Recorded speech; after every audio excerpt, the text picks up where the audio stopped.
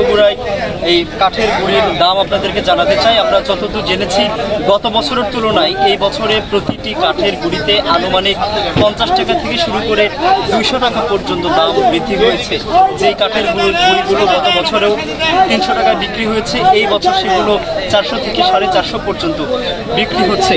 তারপরেও দর্শক, আপনারা জানেন যে যারা বিশেষ করে কুরবানি দেয় তাদের এই কাঠের গুঁড়িটি মাংস কাটার জন্য অবশ্যই প্রয়োজন পড়ে।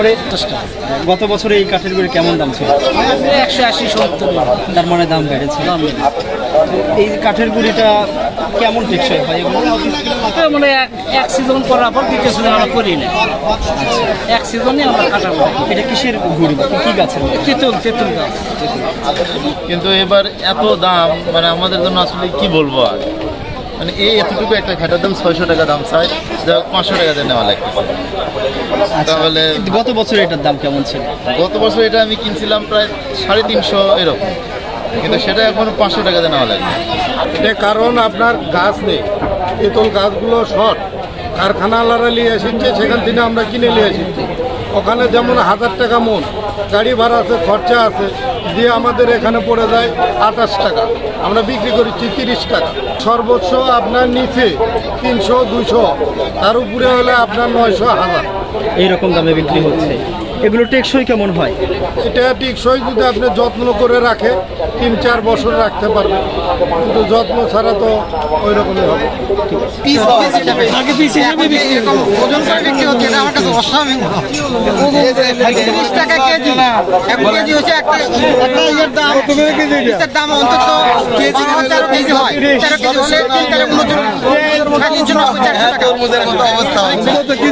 কত পড়লো? কেজি নাকি 30 টাকা করে বলতেছে। 10 টাকা কম রাখছেন, 60 টাকা।